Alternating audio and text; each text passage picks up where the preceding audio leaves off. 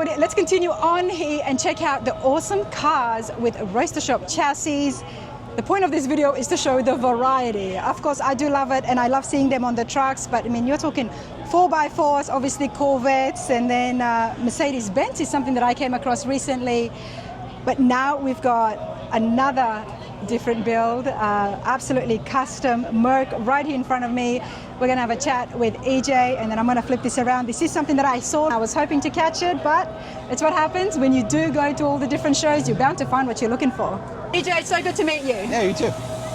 This is beautiful. Thank you. And I'm not the first person who's told you that. What have you brought here to the show? It's a 1950 Mercury Coupe. I've been building this car for 5.5 years and just finally was able to debut it at the Legends of Rotting show down in Nashville in May. So this is the second show of it.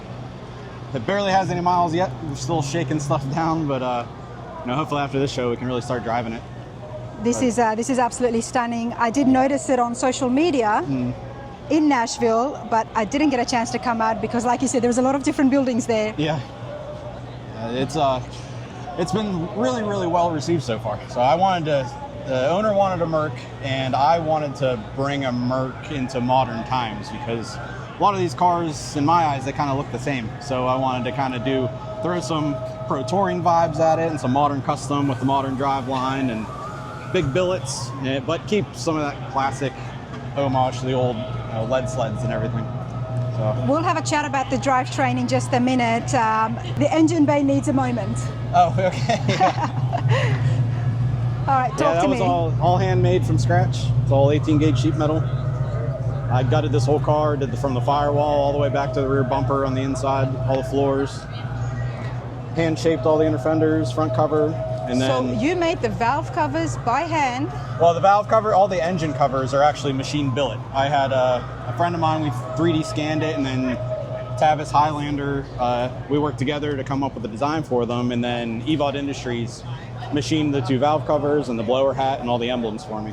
That makes me feel a lot better because I got a bit worried. I mean, the handwork there, fabrication is definitely beautiful. Yeah, everything around that is handmade, but those themselves are made by machine. But nonetheless, the fabrication here on the wheel tubs and the firewall.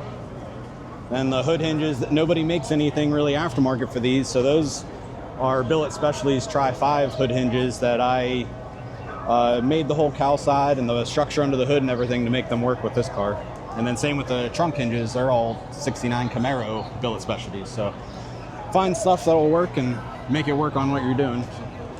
I don't think I've come across a Mercury Coupe before. Talk to me about the body lines. I'm really enjoying all the lower flow of that is all factory. The big thing we change is the roof is from here all the way back to the rear bumper is all handmade.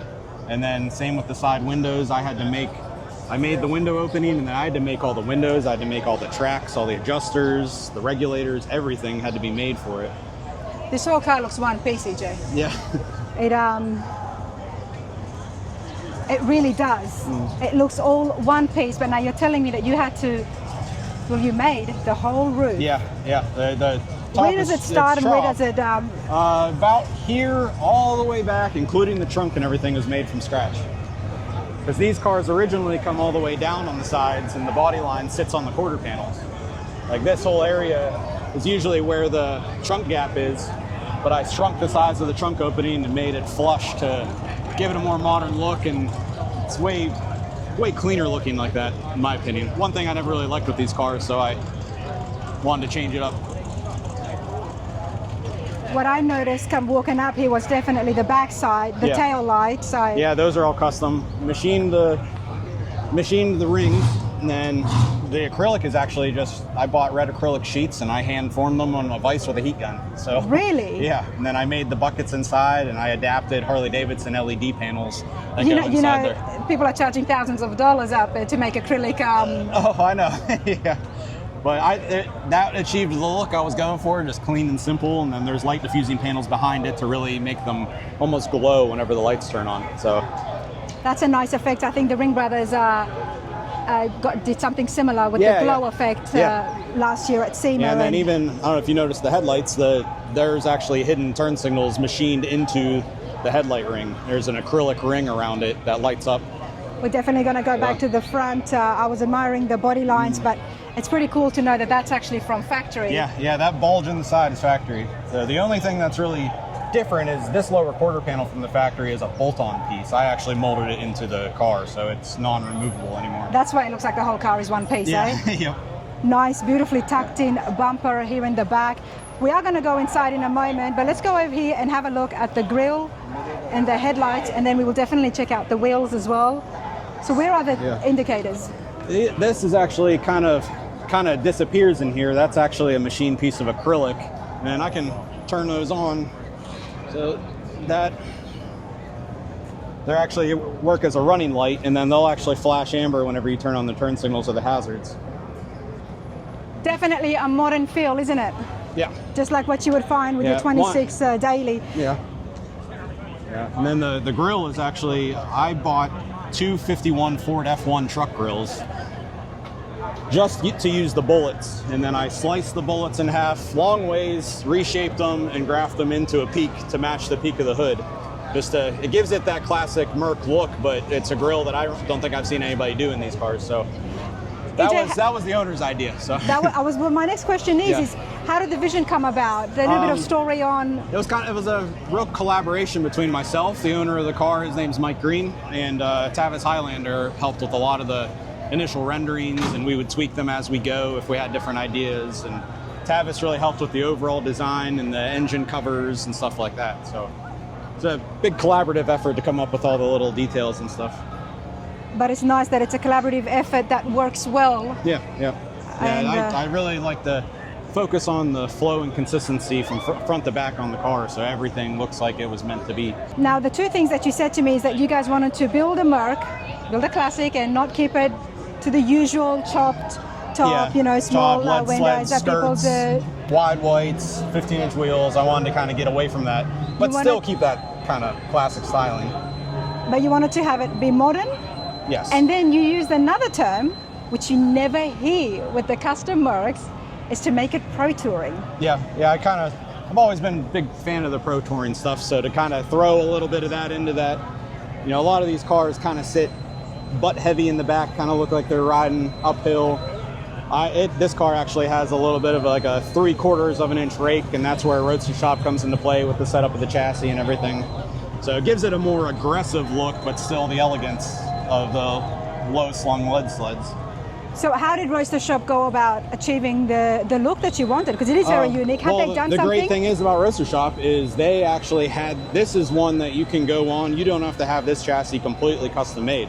They actually offer this right on their website. So you can go on, anybody can go on there, click through all the options you want to add, and you can have this chassis at your house, in 6 months or whatever their lead time is now, Yeah. So that's the nice thing about, if it's something they've already done, they can do it for you. They keep the file, They keep the files and they know how to do it. So, and they're always willing to make adjustments or improvements whenever you want to do something. So, the only thing I changed after the fact was I got the back sitting just a little bit lower, just to get the stance that I was really trying to nail.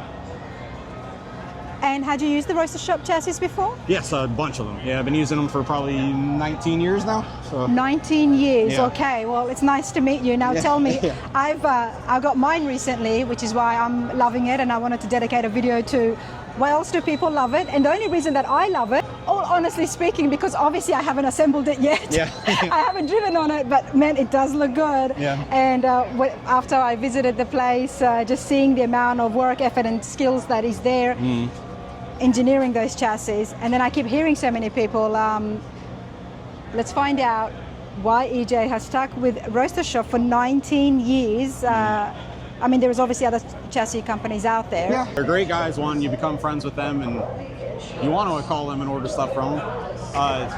All of their techs and management or like the sales reps and all that stuff, everyone's super easy to work with. You can call them, get answers right away. If you have an issue, they'll get it fixed. So it's like they've just really made it easy for anybody. And with all of their direct fit stuff, that has made stuff so easy where you don't gotta, you used to have to cut the floors out of the car, make the floors fit to the new chassis to get what you wanted. Now you can just get it from them and you can order it powder coated, drop a car right on it, do everything else, and you're good to go. Absolutely. So, all the mounts, everything's in those exact OEM places. And that's how this was, this chassis set up like that. I changed it a little bit just because of how crazy I was going with this car, but I could have, if I was doing a factory car, I could have bought this chassis and put it under the body and rolled it like that. So, but it saves so much time, and not just that, but the fact that if you do want to drive it around and really push it and not the fact have it that sit down. you can order their chassis fully plumbed with all the brake lines and everything. Me personally, I hate doing brake lines, so I don't have the patience for that. So when I order the chassis from them, it comes with all the brake lines. So all you gotta do is hook it up to your master. Absolutely. And you're good. Yeah, you can customize it as much as you want, right? Yep. But dude, I gotta check out the inside. Yeah. Who did the interior? This is a guy I've been working with for a long time. His name's Joel Schuster. He's in Monongahela. He's in where? Monongahela, Pennsylvania. So in Pennsylvania, okay. Yeah, he's about 40 minutes south of where I'm at in the Pittsburgh, Pennsylvania area. So he does, this is all CNC routed PVC plastic that was then wrapped in real leather. All the trim, all this trim on the dash and the door panels, that was all machined by CC Tech, and he helped me a lot with the small pieces of the car. He also did the custom steering wheel. That's a one-off steering wheel we made for the car as well. And the dash is all made from scratch. That's all sheet metal I made. I utilized a 56 Ford F100 gauge cluster from Dakota Digital and made it into the dash as I was making the dash. EJ, how long have you been building cars? 19 years. So I've been using Roadster Shop as long as I've been doing this. I started at a hot rod shop when I was 19 years old, fresh out of Wyotech, and basically lied my way into there and told them I knew what I was doing when I had never touched a car before. And I always say the saying, fake it till you make it. That's the story of my career. So you definitely made it. This is absolutely outstanding. You do have a sticker there from the Good Guys show here. Yep, we got one of the rep picks from Good Guys. So that's one for today, and hopefully we can take some home tomorrow when we go to the Pros Pick area on Saturday. So 19 years, what's the next build? I'm currently working on a 54 Dodge Coronet Suburban. It's a factory two-door that I've already chopped, and it has a full custom chassis underneath it. Has a 797 horse Red Eye Hellcat Challenger motor. Oh, nice. And transmission. About a wrecked car and use the whole drive line out of it. So that's, again, Tavis Highlander's been working with me on the design for that. And this is the second car I'm building for the owner of that car. So yeah, that one's going to be really cool because you never see those cars. I like stuff that's different. Absolutely. Yeah. This is pretty cool. I'm so glad I was able to find you. EJ, it's been a pleasure. But thank you. Let's continue on and see if we can find anyone else who's actually been using Roadster Shop longer than EJ. I think you're at the top right now. Oh, yeah, that's good. Let's continue on, everyone.